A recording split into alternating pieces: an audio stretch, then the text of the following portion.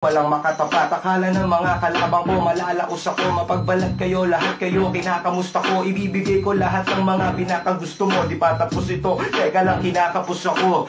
Pahinga ng konti, pahingi ng tsongke, patikim, pasindi ng palihim sa kotse. Matapang na tao kasi takot ako sa phobia, ayoko magtrabaho, pagod ako sa kota. Huwag kang magdamot sa damong gamot pangontra pag nababagot ng sobra. Langon-lango sa vodka, halo-halong toma, Grand Matador at Coca-Cola. Pulutan ko tira-tirang hamon at bola-bola habang naglalaro ako ng Ragnarok at Dota. Taon ko na tapos na panahon ng Bossa Nova. Aatake ako parang hapon na tora-tora. Ang humarang ay parang saranggola na boka-boka. Nangarap lang ako ngayong katropa ko apoka. Tapos ako si Francis Magalona o Aloha. Sa mundo ng battle rap at underground hip-hop sa Pilipinas, isang pangalan ang hindi kailanman mabubura. Mula sa mga matitinding laban sa flip-top, hanggang sa pagiging isa sa pinakarespetadong lirisismo sa industriya, ang kanyang kwento ay puno ng talento, pagsubok, at tagumpay. Pero paano nga ba nagsimula ang lahat? Ano ang mga pinagdaanan niya bago siya naging alamat sa eksena? At paano niya napagtagumpayan ang mga unos sa kanyang buhay? Kaya tara, samahan niyo ako sa isang malalimang pagtalakay sa buhay at musika ng tinaguri ang hari ng tugma na si Looney. Si Marlon Peroramas, o mas kilala natin bilang Looney, ay ipinanganak noong December 18 sa lungsod ng Pasig. Bata pa lamang siya, malapit na siya sa mundo ng musika. Pero hindi naging madali ang buhay para kay Looney. Sa murang edad, kinailangan niyang harapin ang realidad ng lansangan. Napalapit siya sa kultura ng kalye, ang mga freestyle battle sa eskinita. Dito nabuo ang kanyang matalas na pananaw sa buhay, ang kanyang husay sa pagsusulat, at ang kanyang bilis sa pagsagot sa freestyle battles. Sa mga panahong ito, nakilala niya ang mga unang mentor at tropa sa larangan ng hip-hop.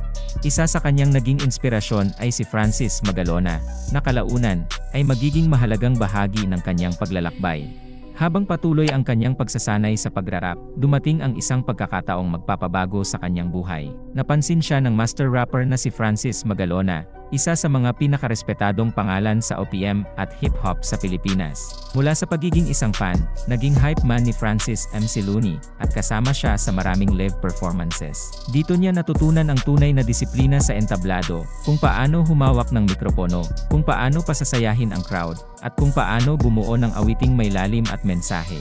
Ayon mismo kay Looney, hindi lang teknikal na aspeto ng rap ang itinuro sa kanya ni Francis M, kundi pati ang importansya ng integridad sa musika. Ang kanyang pananatili sa eksena ay hindi lang dapat para sa pera o kasikatan, kundi para sa kultura at sa mensaheng nais niyang iparating.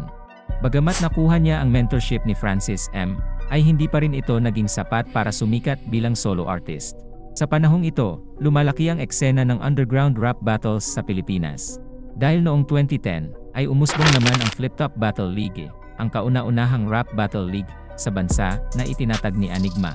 Dahil sa kanyang husay sa freestyle at wordplay, isa si Looney sa mga unang sumabak sa liga. Kanyang unang laban kontra kay Saito ay agad na sumikat at umabot sa milyon-milyong views sa YouTube. Dito nagsimulang makilala si Looney bilang isang malupit na battle rapper. Ang kanyang malalim na sulatin, matatalas na linya, at mabilis na pagbato ng punchlines ang nagdala sa kanya sa rurok ng tagumpay. Hindi lang siya isang rapper na may mabilis na dila, siya rin ay isang makata na may laman ang bawat salitang binibitawan. Sa bawat laban niya sa flip-top, ay ipinakita niya ang kanyang kasanayan sa multisyllabic rhymes at wordplay. Ngunit sa kabila ng kanyang kasikatan, dumating din ang isa sa pinakamabigat na pagsubok sa kanyang buhay. Noong 2019, si Looney at ang kanyang kapatid ay naaresto sa isang buy-bust operation sa Makati. Ang balitang ito ay ikinagulat ng buong hip-hop community, at naging kontrobersyal ang kanyang kaso. Dahil dito, bumagal ang kanyang karera, at maraming tao ang nagduda sa kanyang kredibilidad bilang isang artist. Ngunit sa kabila ng lahat, nanindigan si Looney na inosente siya. Matapos ang ilang taon, ibinasura ng korte ang kaso laban sa kanya dahil sa kakulangan ng ebidensya. Isa itong mabigat na laban na kanyang nalampasan, at naging bahagi ng kanyang personal na kwento ng muling pagbangon. Matapos malampasan ang kanyang pinakamalaking pagsubok, bumalik si Looney sa eksena ng mas matatag. Patuloy siyang gumawa ng kanta, at isa na nga dito ang tugmang Preso. Inimumungkahi niya dito ang totoong nangyari, na ibinibintang sa kanya ng mga pulis. Hindi lang yan dahil lumahok din siya sa proyekto tulad ng The Regionals Philippines, kung saan nakasama niya ang bagong henerasyon ng mga rapper tulad nina Gerald M. at Mot. Sa ngayon, patuloy siyang nagsusulat ng musika na may lalim at aral. Ang kanyang kwento ay isang patunay na ang tunay na hip-hop artist ay hindi lang mahusay sa teknikalidad, kundi may tunay na kwento at diwa ng laban sa buhay. Mula sa isang batang mahilig sa rap battles sa kalye, hanggang sa pagiging isang alamat sa flip top at sa buong hip-hop community, si Looney ay isang inspirasyon sa maraming Pilipino. Ang kanyang buhay ay isang testamento na hindi hadlang ang anumang pagsubok sa taong may pangarap, tiyaga, at talento. Marami pang kwentong dapat ikwento sa mundo ng hip-hop. Kung may gusto kayong idagdag sa kwento ni Looney, ay comment lang sa baba at huwag kalimutang i-like at i-share ang video na ito. Maraming salamat.